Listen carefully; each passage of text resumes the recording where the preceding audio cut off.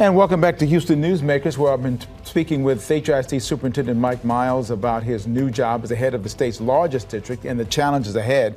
We have a unique group of people. I mentioned them to you earlier. Yeah. They have access that others don't, the KPRC 2 insiders.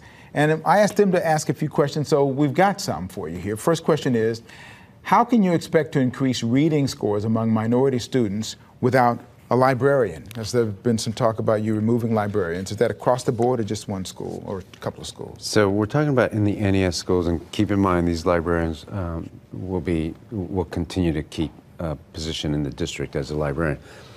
And it's not that librarians aren't important, and we need librarians in the system. Right now the question is, how can we prioritize the science of reading and the staffing that will help kids read and write, do math, and prepare for the year 2035. So we have a specific staffing model to help with that. At some point, you know, we'll expand their experiences, not just with reading, writing, math, and science. We're going to do other experiences like karate, photography, dance, all the things that the magnet programs do, and some. So there's a specific schedule for staffing model for them. That's what we're going to use.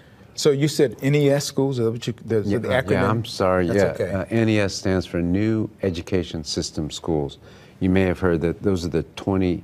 The 29th one is in an exceptional school. So, but 28 schools that will follow under whole-scale systemic reform. Okay, so those ones had either performance levels that were not up to what, and they needed extra work in this case. Yes, sir, and we're doing it by feeder pattern. So feeder pattern is elementary, middle, and high school, so the whole feeder pattern. And the reason we're doing it that way is because you can't just address the challenges of a high school without addressing the challenges of the middle school that feeds into the high school, and so forth. All right, so Anthony Miles asked this question: how is the new board performance going to be evaluated? Is it on the same scale as the teachers and principals matrix? Since they're not elected, they're appointed. The question is, how is their board performance going to be evaluated? So I don't evaluate the board. I can give input, but the TEA will assess the board's performance. Okay, all right, good to know, because they're the ones who selected them. So yeah, I work for the board. Got it. Juanita Devereaux wants to know, we know that early learning is critical to the latter years. What do you plan to do about it and stop creating a school to prison pipeline? Yeah. So, you know, this is one of the most important concepts, is stopping the school to prison pipeline. That means you have to start early. That means you have to address underserved communities and kids who are not getting the education they need. And so we're going to prioritize schools for the underserved. Pre-K is a big, pre-K and early childhood is a big action for us in the new education system model. I had a conversation the day before yesterday with the pre-K, the early childhood department in HISD, and I told them, one, we need to expand the number of pre-K seats that we have, but also the pre-K classrooms that we have, we've got to lower the number of kids. Right now it's 1 to 22 and sometimes higher. And I said, we're going to start with 1 to 15. So in the NES schools, we're going to do 1 to 15. In the 8 early childhood centers that we have, we're going to shift it back to 1 to 15. Okay. So that's a start. It should be 1 to 12, but you know, we don't have that much money to do the whole system right away. So this next question is, why are you making current career teacher and administrators apply for work? You applied for a new job. Why do they have to apply for their old job? So we have to move the system to where the evaluation system is around how effective the teacher is. So we're going to do that over time across the whole district. So we're putting in a new evaluation system across the district. For these NES schools, where we're raising salaries, where we're also providing a lot of other supports for teachers, we're professionalizing it, meaning they won't have to make lesson plans, they won't have to make copies. They're like doctors, and we're going to treat them like doctors, where they come in, their sole focus is instructing well, taking care of the kids in the class at that moment. So I don't know how effective the schools are and the teachers are. We will know over time through the evaluation system, but there hasn't been a rigorous one.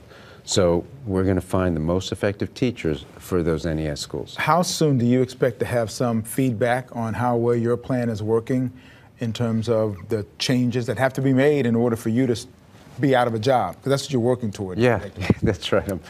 I'm working myself out of a job, and that's a measure of success. But the question's a good one, and let me give you a little bit of context first.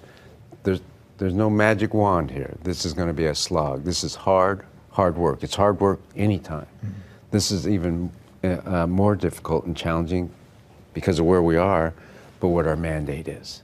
So it will take, I don't know exactly how many years, 3 to 4 years to turn around the entire district, but I think what people expect and what they deserve to see is some data at the end of 1 year that what we're doing is working, that it is moving kids forward, that the teachers are more effective, and we start with the NES schools, and so we have to show results in 1 year. And you got to have thick skin along the whole way, don't you? It's going to be a challenge every day because we're going to be moving the ball down the field, and you know I get that people get used to the status quo, and there are going to be a lot of interest trying to hold on to the way things were. And I said last night, HISD,